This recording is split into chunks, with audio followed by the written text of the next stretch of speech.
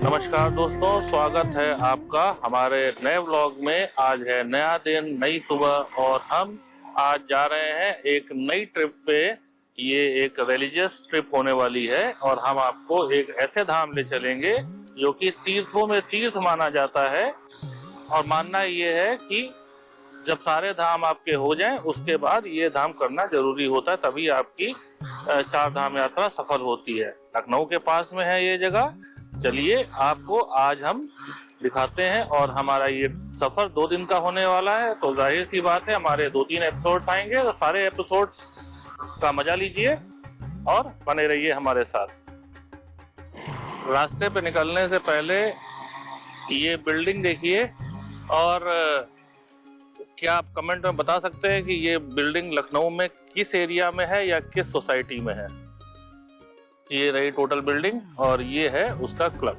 तो अब आप बताइए कि ये बिल्डिंग कहाँ पर है, कमेंट में। लखनऊ की सुबह धीरे धीरे अपनी नींद से जाग रही है और शहर अभी पूरी तरह हल्ला बोल नहीं हुआ है और हम बढ़ चले हैं किसान पथ पर, एक ऐसी सड़क पर जो शहर को शहर से बाहर ले जाती है। किसान पथ सिर्फ एक एक्सप्रेस रोड नहीं, ये लखनऊ के चारों तरफ घूमती हुई एक परिधि है जहां से शहर को अलग से देखा जा सकता है, सीधी, चौड़ी और शांत, जैसे किसी किसान का सीधा मन हो।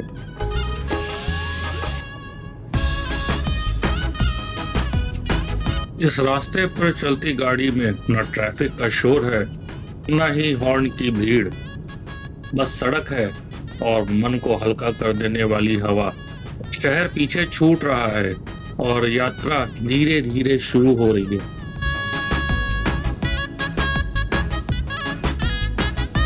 आगे का रास्ता हमें नैमिषारण्य की तरफ ले जाएगा, एक ऐसी भूमि की तरफ जहां कहते हैं समय भी ठहर जाता है, पर अभी बीच में है, ना पूरी तरह शहर में और ना ही पूरी तरह तीर्थ में।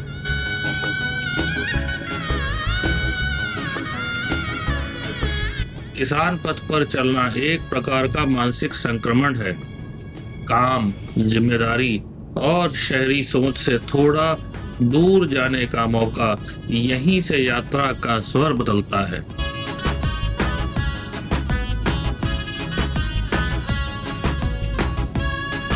और जब सड़क ऐसी हो जहां गाड़ी भी आराम से चले और विचार भी, तो समझ लीजिए कि यात्रा सिर्फ मंजिल तक नहीं, मन के अंदर भी शुरू हो चुकी है।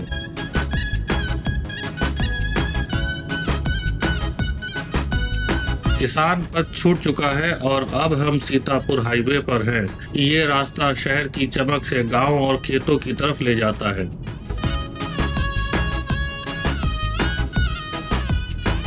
सड़क के दोनों तरफ छोटी छोटी बस्तियां दिखने लगती हैं, चाय के दुकान, सुबह का धुआं और लोग जो अपनी दिनचर्या में लगे हुए हैं। इस हाईवे पर सफर तेज जरूर है, पर इस तेज गति के बीच गांव की सांस महसूस होती है। यहीं से शहर धीरे धीरे अपना रंग छोड़ देता है। हम लोग इस टाइम पहुंचे हैं सीतापुर रोड पे, इटौंजा करके एक जगह है वहां पर, और अब रुके हैं चाय ब्रेक के लिए। कचौड़ियाँ तो हम खुद लेके आए हैं और घर से बना करके, और चाय पियेंगे। और भाई रेस्टोरेंट का ये देखो, रेस्टोरेंट नहीं, छोटा सा सिटिंग स्पेस है। इधर शायद इनका किचन है और भी हमारी दुकानें हैं यहाँ पे। और इधर इसका नाम देखिए, बाबा नीम करौली ढाबा, शुद्ध शाकाहारी। नाम भी अच्छा लगा और बैठ गए। हमने कहा कि खाने से कोई मतलब है नहीं, टेस्ट तो करना नहीं। वैसे मेन्यू दिखा देता हूँ। मेन्यू में प्लेन राइस, जीरा राइस, दाल, ब्रेकफास्ट आइटम्स हैं, पराठे हैं, सब्जी, बेसिक मेन्यू है और रेट तो सही लग रहे हैं। और ये बच्चा पार्टी, और ये हमारी माता जी हैं। हेलो कर लो। Hello guys. हाँ, तो तुमको सब जानते हैं। भाई लोग कमेंट करके बताओ ये किसने किसने खाया है या चखा है। जिसको कहते हैं बुकनू, और ये कई टाइप के मसालों को और आम की गुठली को शायद मिला करके बनाया जाता है, और खाने के साथ बहुत ही डाइजेस्टिव, बहुत ही टेस्टी आइटम है। और ये डाइजेस्टिव की तरह या चूरन की तरह खाने के साथ खाते हैं बेसिकली। ये आ चुकी है हमारी कचौड़ी, और अब इसको खाएंगे। और चाय का ऑर्डर दे दिया है, उधर चाय बन रही है हमारी। ये देखिए, ये हो गया हमारा फुल मील, कचौड़ी, फरा, ये चावल और दाल का फरा है, चटनी और बुकनू। कचौड़ी को लिया, एक बार चटनी के साथ खा के देखो कैसी।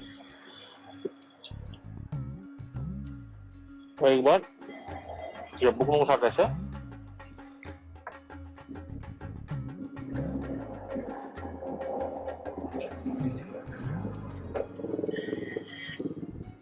टेस्ट बढ़िया है। चलिए फिनिश करते हुए निकलते हैं आगे। चाय हो गई, चाय बढ़िया थी, टेस्टी थी। चाय का प्राइस था करीब 15 रुपए, और तो कुछ हमने लिया नहीं था तो और चीज हम बता भी नहीं सकते, मगर चाय का टेस्ट बढ़िया था।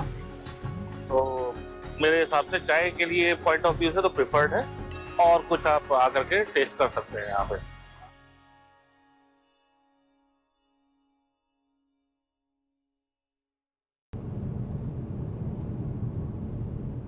ये वही मोड़ है जहां यात्रा सिर्फ सड़क पर नहीं, जीवन के दो स्वरूपों के बीच से होते हुए गुजरती है।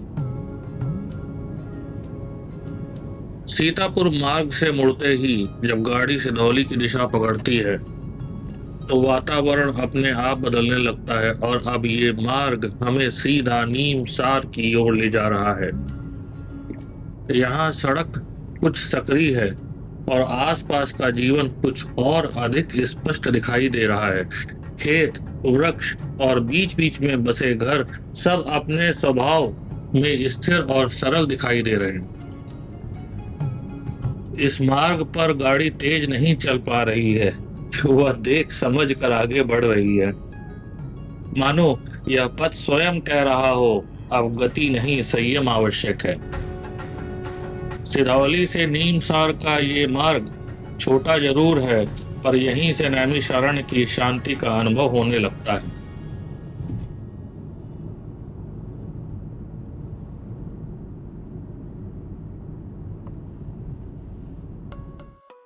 इधर रास्ते में इतने प्यारे प्यारे खेत दिखाई दे रहे थे, और इधर शुगर मिल्स लगी हुई हैं, तो गन्ने भी दिख रहे हैं साथ में। हम ऐसे ही रुक गए हैं किसी घर के सामने, और कहा गन्ना तोड़ते हैं भैया। बच्चों ने कभी चूहा भी नहीं है तो इनको भी एक्सपीरियंस कराते हैं। और इधर गाय बंधी हुई है, इधर गन्ने के खेत हैं, ये शायद से नींबू का पेड़ लग रहा है। नींबू का पेड़ है, और इधर लगे हुए हैं गन्ने।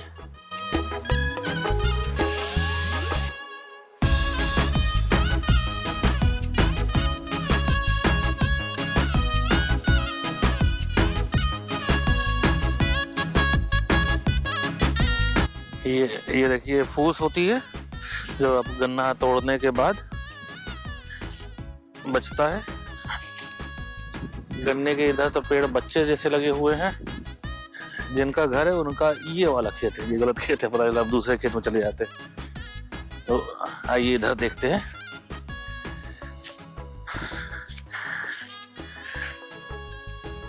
इसमें गन्ने तो बड़े बड़े लगे हैं।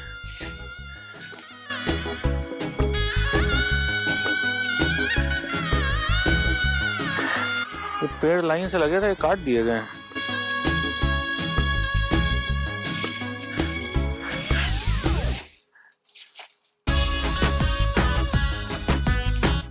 ये देखिए हमारा गन्ना आ गया है। ये है छोटे छोटे पेड़, ये छोटे हैं, पतले गन्ने हैं। गन्ने की भी वैरायटी होती है। ये अच्छा वो जानवर वाले हैं, और ये लंबी गांठ वाले हैं। एक रेड कलर का मोटा सा आता है, वो छोटी गांठ होती है। एक गांठ से दूसरी गांठ की जो डिस्टेंस है वो कम होती है। और इधर हमारे भाई सब गन्ने टूट के आ गए।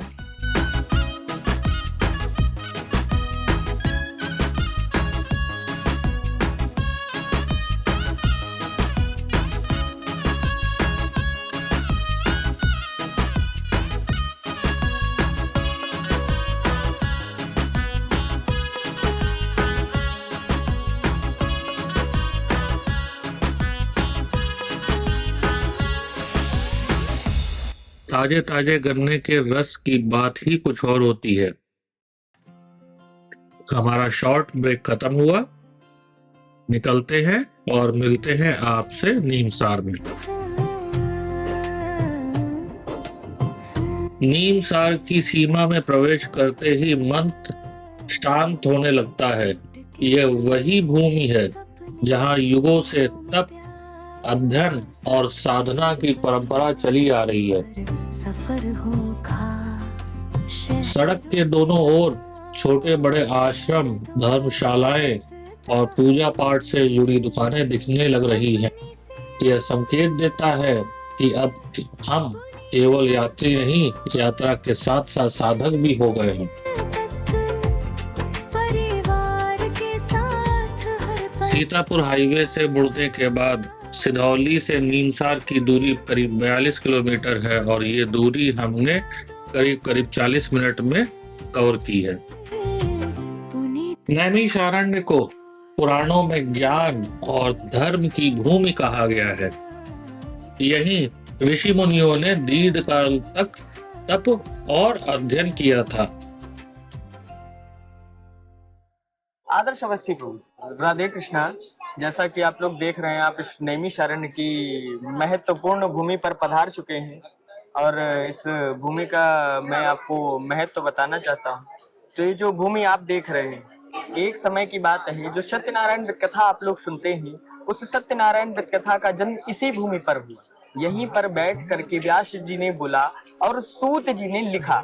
और उस सत्यनारायण व्रत कथा का प्रथम श्लोक आता है, एकदा नैमिषारण्या ऋष्य शौनकादया प्रपच्छ मुनिया सर्वे श्रुतम पौराणिकम खलु। एक बार की बात है, योगी नारद जी लोक हित की आकांक्षा से अनेक लोकों में भ्रमण करते हुए इस मृत्यु लोक में आ पहुंचे और यहाँ पर आकर के समस्त मनुष्यों को अपने अपने कर्मों के द्वारा दुखी देख करके उन्होंने भगवान से प्रश्न किया, हे परब्रह्म परमात्मा, आप यह बताएं कि आने वाले कलिकाल में यह मनुष्य माया मोह से ग्रसित होकर पुण्य कर्मों से वंचित रहेंगे, अन्यथा मनुष्यों की पाप कर्मों में भागीदारी रहेगी। तो इस प्रकार से मनुष्य नाना प्रकार के कलेशों से युक्त होकर के कभी भी मोक्ष पद को प्राप्त नहीं कर सकते। तो हे ब्रह्मा जी, कोई एक ऐसा स्थान बताएं जहां पर आने वाले कलिकाल में मनुष्य आ करके अपने समस्त पाप कर्मों से छुटकारा पाए। ब्रह्मा जी ने उनके प्रश्न के उपरांत अपने मनो के द्वारा एक मनोवय चक्र की उत्पत्ति की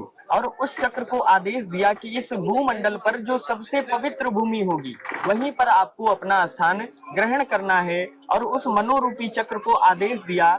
वह चक्र 7 आरण्यों का भ्रमण करते हुए इस अष्टम भू बैकुंठ गंग नाम के आरण्य से निकला, जिसका आप नैमिषारण्य नाम सुन रहे हैं। ये गंग नाम के आरण्य से जाना जाता था। वह चक्र 7 आरण्यों का भ्रमण करते हुए आया, जैसे कि बद्रिका अरण्य, जम्बुका अरण्य, माधवा अरण्य, सिंधुका अरण्य, उत्पला अरण्य। अष्टम भू बैकुंठ ये गंग नाम के अरण्य से जाना जाता था। उस चक्र को 7 अरण्यों में कोई भी ऐसी शक्ति नहीं मिली जो उस चक्र को अपनी तरफ आकर्षित करे और चक्र को स्थान मिले। वह चक्र जब इस भूमि से निकला तो जहां पर आप ये कुंड देख रहे हैं, यहीं पर अष्टकोणीय हवन कुंड हुआ करता था।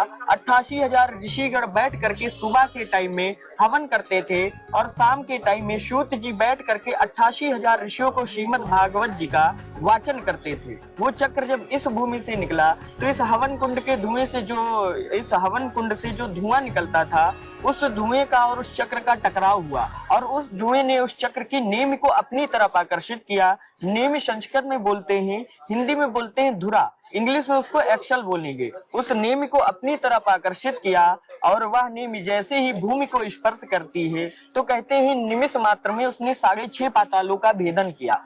अतल, वितल, सुतल, तल, तलातल, रसातल, महापाताल, 6.5 पातालों का भेदन करने के बाद पाताल लोक से अत्यंत वेग में जलधाराएं निकली और ऋषियों में हाहाकार मचा। तब ऋषियों ने घबरा करके ब्रह्मा जी से प्रश्न किया, हे परमात्मा, जिस शक्ति को आपने कल्याण करने के लिए भेजा था वह शक्ति अब विनाश की ओर अग्रसर है। कुछ करिए ब्रह्मा जी, वरना समस्त सृष्टि जलमग्न हो जाएगी, समस्त सृष्टि का नाश हो जाएगा। तो ब्रह्मा जी ने बोला, जैसे बाग से निकला हुआ तीर और मुख से निकला हुआ शब्द कभी वापस नहीं आते, वैसे ही ये शक्ति है, इसका एक बार गमन कर दिया तो दोबारा इसको वापस नहीं ले सकते। तो ऋषियों ने बोला, प्रभु फिर तो कोई तो समाधान होगा। तो ब्रह्मा जी ने बोला, जैसे जहर को जहर रोकता है वैसे शक्ति को शक्ति रोक सकती है। आप जा करके आज शक्ति माँ ललिता अम्बा राज राजेश्वरी की आराधना करें, वो शक्ति है, वही कुछ कर सकती है। ऋषियों ने मैया की आराधना की। मैया उनके तप से प्रसन्न होकर के अपनी शिखा को बढ़ा करके उस चक्र को 6.5 पाताल पर ही स्थिर कर देती है। तब से इसका नाम पड़ गया नेमि शीर्णते आरण्यम तत् नैमिषारण्यम। और रामचरितमानस में तुलसीदास जी ने बहुत सुंदर चौपाई लिखी है, इसको कहते हैं तीर्थवर नैमिष विख्याता अति पुनीत साधक सिद्धाता। तीर्थवर ये समस्त तीर्थों का राजा है और नैमिष नाम से विख्यात है। और पुनीत तो सभी होते हैं, इसमें अति पुनीत लगाया गया है क्योंकि ब्रह्मा जी की मन के गति के द्वारा संचालित तीर्थ है। और साधक आप लोग हैं जो अपने मन में साधनाओं को लेकर के आते हैं, उनको सिद्ध कर देने वाला यह तीर्थ है। यहीं पर राजा मनु रानी शत्रुपा ने 23,000 वर्ष तपस्या किया पुत्र मनोकामना के लिए। और जब भगवान का प्राकट्य हुआ तब उन्होंने भगवान को अपने पुत्र स्वरूप में मांगा। तब भगवान ने बोला उनसे, अभी नहीं, जब आप त्रेता युग में राजा दशरथ और कौशल्या बनेंगे तब आपने एक पुत्र की इच्छा की है, मैं आपके घर में 4 पुत्रों के समान आऊंगा। जब राजा मनु रानी शत्रुपा त्रेता युग में राजा दशरथ और कौशल्या बने तब उनके घर में 4 पुत्रों की प्राप्ति हुई, धर्म अर्थ काम मोक्ष, राम भरत लक्ष्मण शत्रुघ्न। और यहीं पर बैठ करके व्यास जी ने 4 वेद, 6 सहस्त्र, 18 पुराण एवं 108 उपनिषदों का वाचन किया। लेखन का केंद्र गणेश गुफा, वाचन का केंद्र नैमिषारण्य, यही इसका महत्व है। राधे कृष्ण।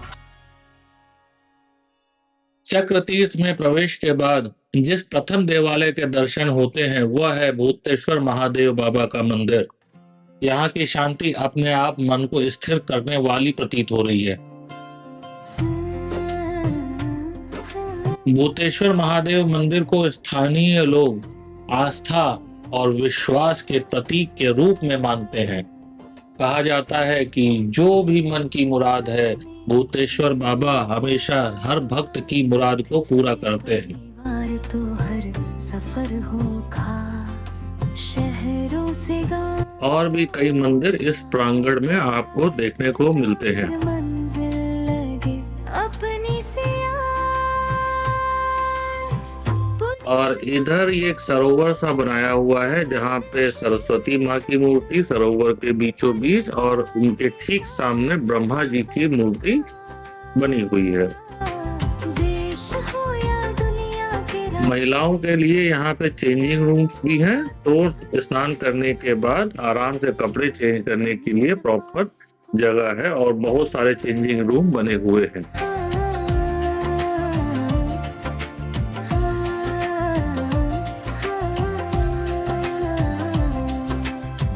चक्र तीर्थ और भूतेश्वर बाबा के दर्शन के बाद हम आ गए हैं बगल में ही ललिता देवी मंदिर। यह एक शक्तिपीठ है नैमिष धाम में और आस्था का बहुत ही महत्वपूर्ण केंद्र माना जाता है। ललिता देवी को माँ दुर्गा का स्वरूप माना जाता है। यहाँ आने वाले श्रद्धालु मन की शांति और सामर्थ्य की कामना करते हैं। मंदिर परिसर में सभी लोग समान श्रद्धा से माँ के चरणों में शीश नवाते हैं और श्रृंगार का सामान अर्पित करते हैं। पुराणों के अनुसार नैमिषारण्य में देवी उपासना प्राचीन काल से चली आ रही है। ललिता देवी मंदिर इसी परंपरा का सजीव प्रमाण है। इस मंदिर की नक्काशी कुछ अलग ही बात कहती है। यहाँ पाए जाने वाले सभी मंदिरों में सबसे अलग है। यहाँ की घंटियों की ध्वनि और धूप दीप की सुगंध मन को भीतर तक छू जाती है। कुछ क्षणों के लिए समय मानो एकदम ठहर सा जाता है। मां ललिता देवी के दर्शन यात्रा को केवल बाहरी नहीं, आंतरिक रूप से भी पूर्ण कर देते हैं। और जैसा कि हमने आपको पहले बताया, मां ललिता देवी का चक्र तीर्थ से कितना बड़ा जुड़ाव है। अब हम निकल लिए हैं बालाजी मंदिर के लिए। ये वैसे तो लग होटल रहा है और नीचे इन्होंने साउथ इंडियन स्टाइल में, और भाई साहब प्रॉपर साउथ इंडियन स्टाइल में मंदिर बनाया हुआ है। और मंदिरों में साउथ इंडियन में ये ऐसा पिलर सा होता है, वो भी एग्जैक्टली बनाया हुआ है। और क्या शानदार बालाजी की मूर्ति है। और मंदिर, हो वाह, अंदर मंदिर बना रखा है और ऊपर तंबू से ढक रखा है और सब कुछ तेलुगु में लिखा हुआ है। लग ही नहीं रहा है एग्जैक्टली कि मैं कहीं नॉर्थ इंडिया में खड़ा हूँ।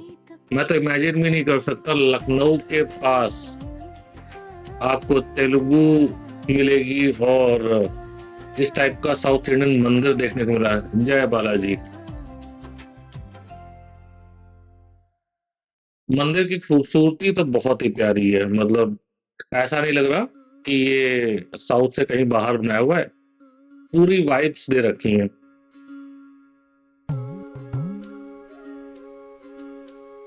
और यहाँ पे शायद से साउथ इंडियन लोग आकर के यहाँ रुकते भी हैं। ऊपर रूम्स भी हैं, रिसेप्शन भी है यहाँ पर।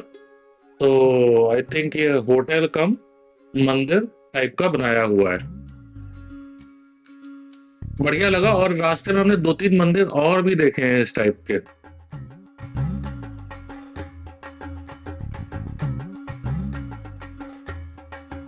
अब आ गए हैं हम व्यास गद्दी। यहाँ पे महर्षि वेद व्यास जी, उन्होंने तपस्या की थी और यहीं पर बैठ करके बताया जाता है कि ग्रंथों की रचना की थी। ये मंदिर सा बना रखा है, यहाँ पे शायद व्यास जी बैठते होंगे या उन्होंने लिखा होगा।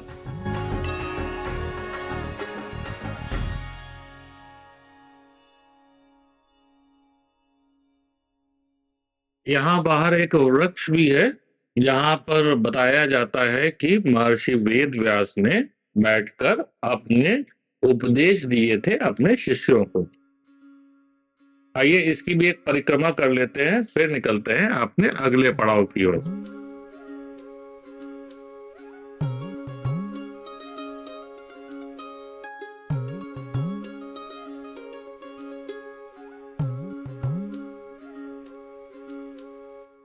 ललिता देवी मंदिर से आगे बढ़ते हुए हम गोमती नदी के तट पर आ पहुंचे हैं। यह वही गोमती नदी है जो नैमिषारण्य की तपोभूमि को अपने जल से जीवन देती है।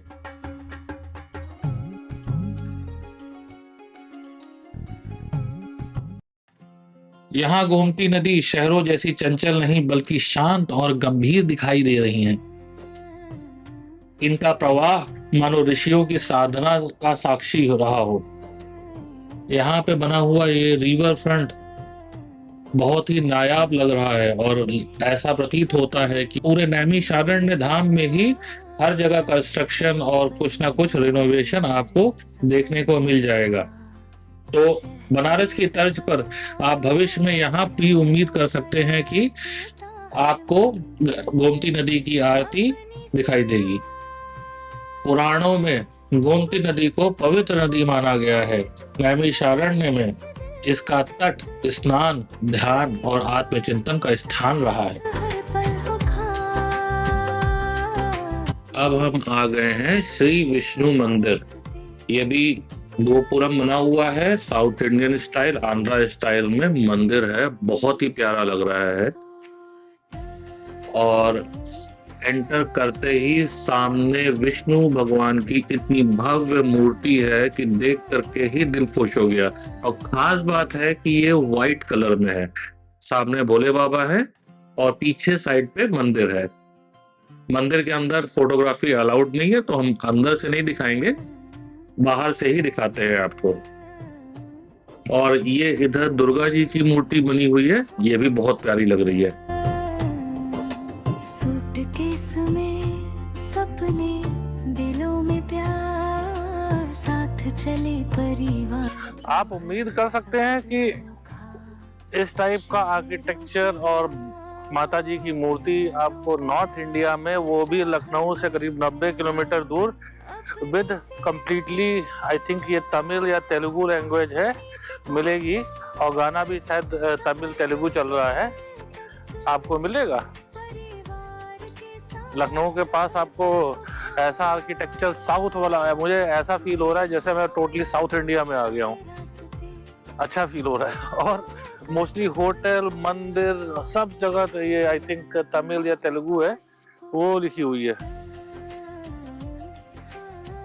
यहाँ पर ये दुर्गा जी की मूर्ति बनी हुई है और साथ के साथ ये छोटे छोटे आपको मंदिर दिखाई पड़ रहे हैं, इनमें दुर्गा जी के अलग अलग रूप दिखाए गए हैं। तो ये भी एक अच्छा पर्सपेक्टिव है जहाँ पे आपको दुर्गा जी का महत्व और दुर्गा जी के बारे में जानने को मिलता है। इसी मंदिर के ठीक बगल में साउथ इंडियन होटल भी है, तो साउथ इंडियन लोग आते हैं यहाँ पे, रुकते हैं और यहाँ पे पूजा भी करते हैं। साथ चले परिवार। अब हम आ गए हैं हनुमानगढ़ी। हनुमानगढ़ी थोड़ा सा ऊंचाई पर है और यहाँ पे बट आपका रिकॉर्डिंग अलाउड नहीं है, तो अंदर तो दिखा नहीं पाएंगे। अपनी से जहाँ पे 5 पांडव और द्रौपदी माता की मूर्ति बनाई गई है, तो इसको भी आप विजिट कर सकते हैं, अच्छी जगह है। के साथ हर पल हो खास। उसी के ठीक बगल में आपका ये 5 पांडव कुआं है, जो प्रोबेबली पांडव लोग यूज करते होंगे यहाँ पर, जब वो यहाँ पर रहते थे। पुनीत पासपोर्ट। ये भी एक हिस्टोरिकल साइट है। और इसी के ठीक सामने आपका खाटू श्याम मंदिर है, जहाँ पे आप जाकर के दर्शन कर सकते हैं।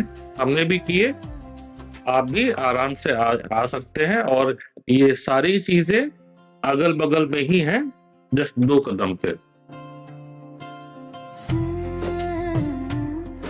हम लोग पहुंच गए हैं अपनी धर्मशाला में। धर्मशाला होटल लिया हुआ है हमने, बेसिकली पास में ही है, और यहाँ से 200 मीटर दूरी पे आपका ललिता मंदिर है। धर्मशाला का नाम है बालाजी अतिथि भवन। ठीक ठाक रेट पे मिले ये, और सही 4 बेडरूम वाला, सॉरी 2 डबल बेड वाला रूम है। ये रूम नंबर है 15 लिख रखा है, पहले तो 14 लिखा हुआ था। एनीवेज, ये हैं 2 डबल बेड पड़े हुए हैं, और इधर एसी लगा हुआ है, एसी की जरूरत तो है नहीं। और इधर है वॉशरूम, साथ में है गीजर, स्पेशियस है, सर्व्स द पर्पस। और यहाँ पर बालकनी है। आज हम लोग का प्लान है होटल में ही खाना बनाने का, और मैं जाकर के बाहर से सब्जियां ले आया थोड़ी थोड़ी सी, जो कि अपने बेसिक एक सब्जी बनाने भर के लिए क्वांटिटी सफिशिएंट है। और इधर दिखाता हूँ आपको ये कैसे बना रहे हैं। ये देखिए हमारा सेटअप। गैस पे तेल चढ़ गया है, प्याज कट रहा है, टमाटर, और बनने वाला है आलू गोभी नहीं, गोभी मसाला, क्योंकि गोभी बची है, तो गोभी लाए, सिर्फ आलू नहीं लाए। जब तक सब्जी बन रही है तब तक लेके आते हैं रोटियां। सामने ही होटल है, रोटियां मिल जाएंगी, और उसके बाद खाया जाएगा खाना। सब्जी बना लेंगे और चावल बना लेंगे थोड़ा सा, बट रोटी का होना बहुत जरूरी है हमारे खाने में, तो रोटियां भी इंक्लूड कर लेंगे, जो कि हम लेने जा रहे हैं बाहर से। ये ऐसी है हमारी बिल्डिंग, इधर दिखा देते हैं आपको। अब भाई साहब सब यहाँ पे हर जगह तेलुगु में लिखा हुआ है, बहुत साउथ इंडियन आता है यहाँ पे। मुझे तो देख के ताज्जुब हो रहा है, मुझे विश्वास नहीं हो रहा है कि मैं लखनऊ से 90 किलोमीटर दूर किसी गांव के एरिया में हूँ और यहाँ पर तेलुगु चल रही है। ये देखिए, आपने मंदिर अंदर देखे, वहां भी पूरी तेलुगु है। ये भी इसका यहाँ भी, ओ माय गॉड, यहाँ भी देखिए हिंदी, इंग्लिश और तेलुगु, कन्नड़, पता नहीं कौन कौन सी भाषाओं में लिखा हुआ है, वो भी पुलिस की इंफॉर्मेशन।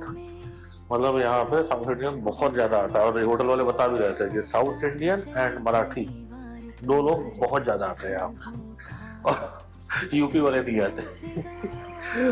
बट मेरा तो, हमारे रिलेटिव बगल में रहते, मैं आज तक नहीं आया, वो तो पता नहीं कैसे मूड बन गया कि चलो एक बार देख के आते हैं है क्या, और विश्वास नहीं हुआ कि नीमसा ऐसा है। और ये ऐसी कुछ मार्केट है यहाँ पे, ऐसा रात का है नजारा। और ये देखिए यहाँ बोर्ड भी तेलुगु में लिखे हुए हैं, ये जेपी इंटरनेशनल होटल है, और अतिथि गृह काली पीठ।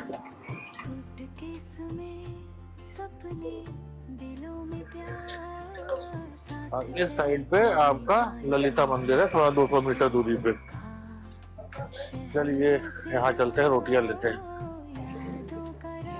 भाई रोटियां ले ली हैं ताजी ताजी, और अब निकल पड़े हैं अपने होटल की तरफ।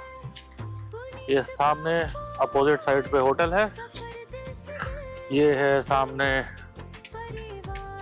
रास्ता जो कि जाता है ललिता देवी मंदिर और चक्र, और इधर है हमारा होटल।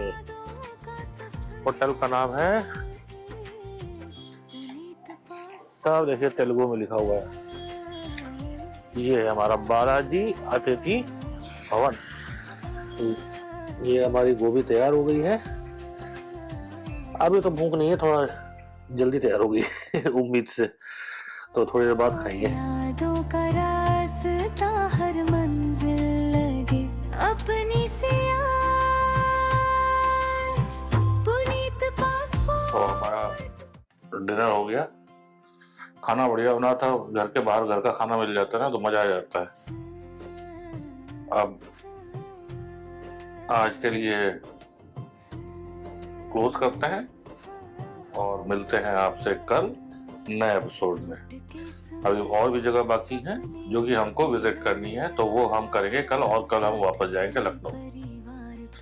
तो बने रहिए हमारे साथ और जरूर देखिएगा दूसरा एपिसोड, और उसमें भी हम बहुत सारे इम्पोर्टेंट जगह आपको दिखाएंगे।